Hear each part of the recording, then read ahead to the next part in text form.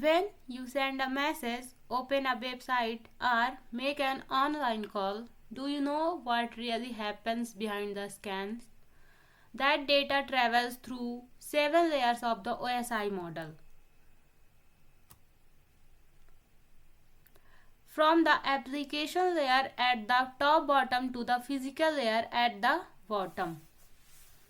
In this video, we will understand all 7 layers. In the exact order data moves from application to physical. So,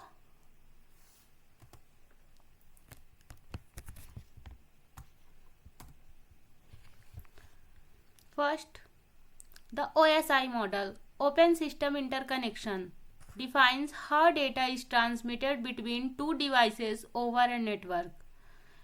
It has 7 layers, each responsible for a specific function in communication.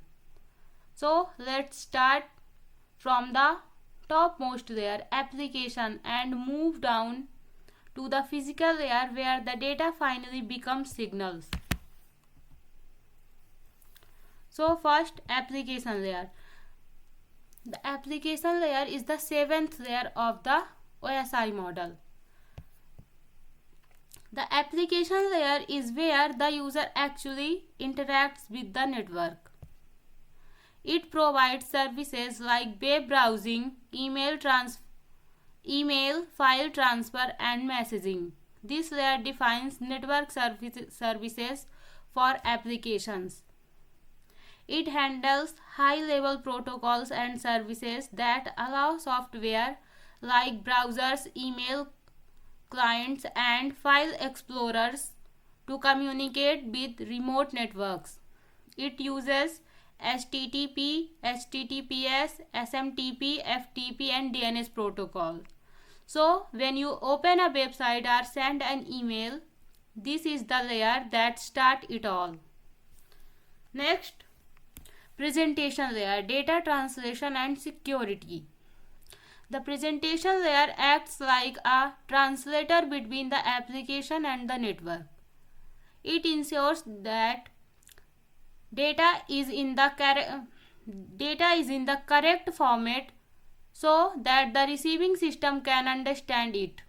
This layer handles encryption decryption like SSL and TLS. Data compression, reducing file size. Data conversion, ASCII,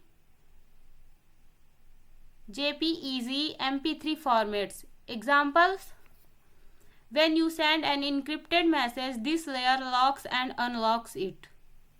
Now, next is session layer.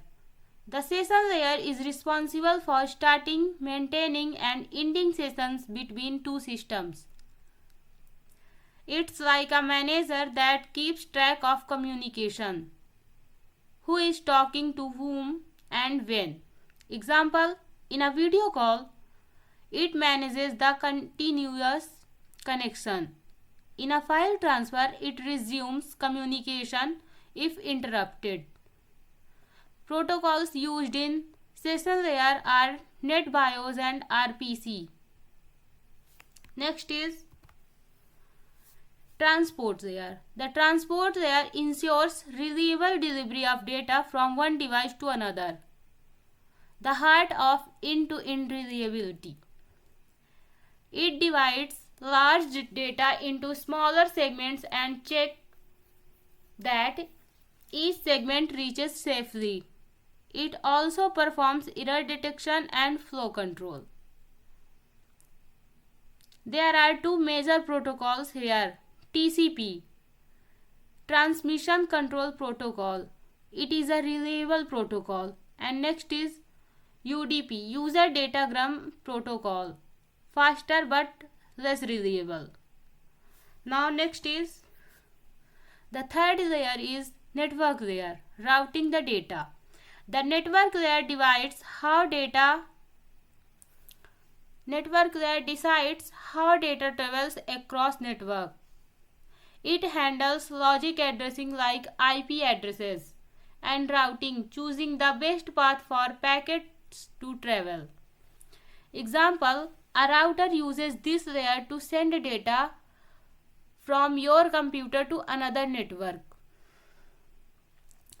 Protocols used in network layers are IP, ICMP, OSPF, BGP.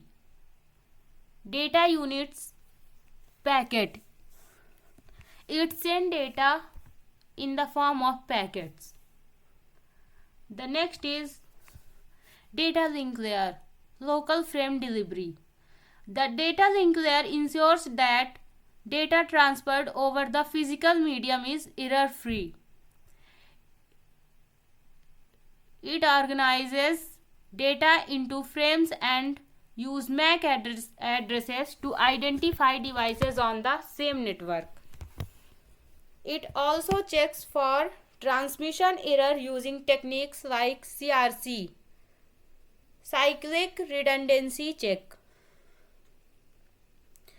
Example, it uses protocols like Ethernet switches ARP. Its data unit is frame.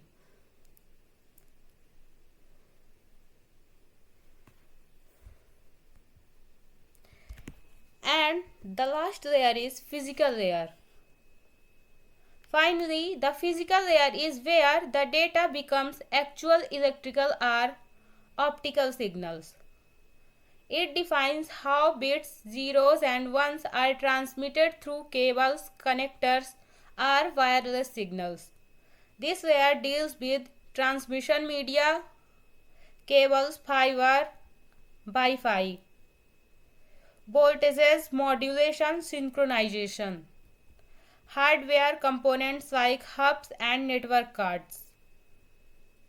Its data unit is bits.